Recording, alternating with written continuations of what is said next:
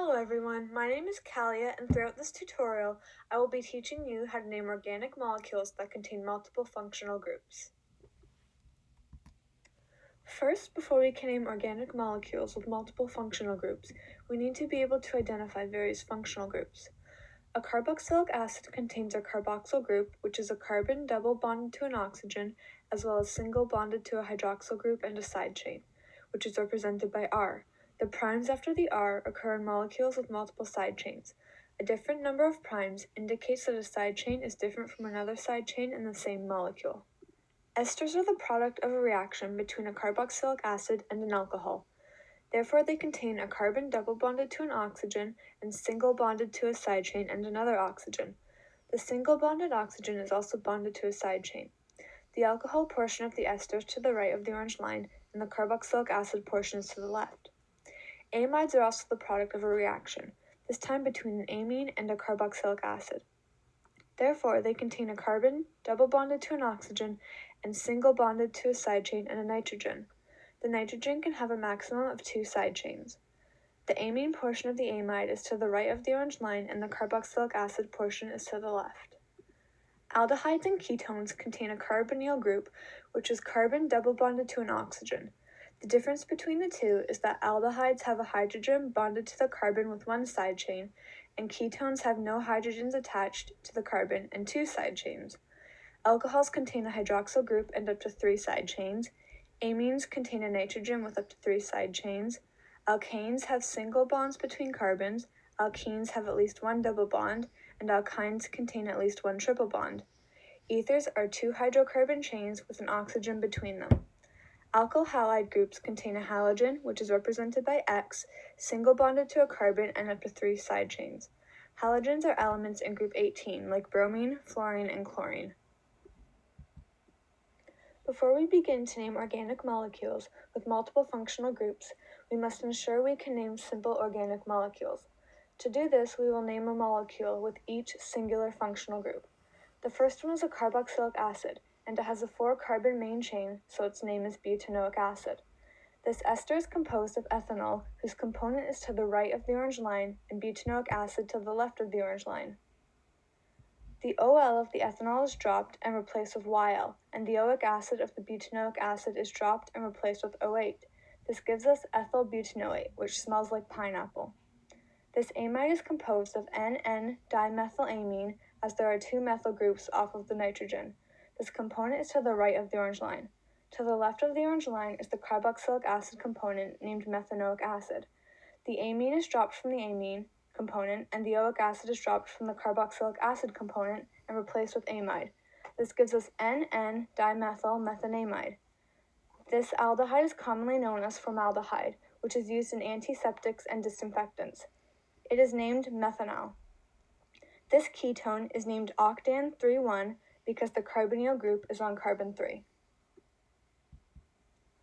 This alcohol is named 2-pentanol because the OH group is on carbon 2.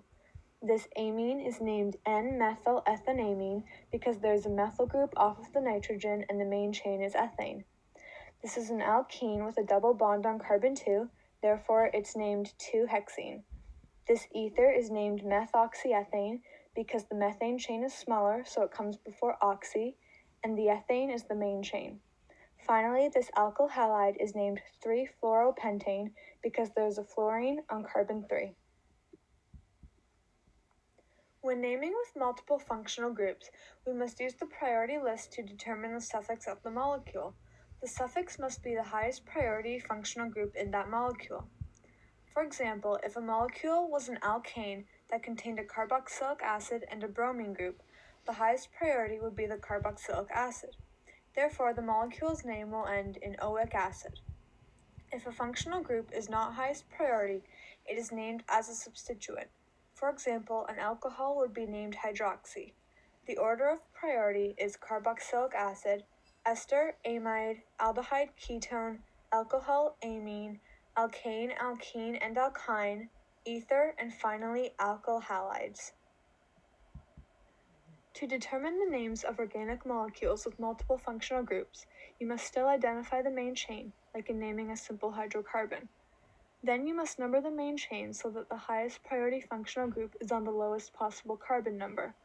Using our previous example with an alkane that contained a carboxylic acid and bromine group, we would begin numbering on the end of the main chain that the carboxylic acid is on. Next, we name. The suffix is that of the highest priority group.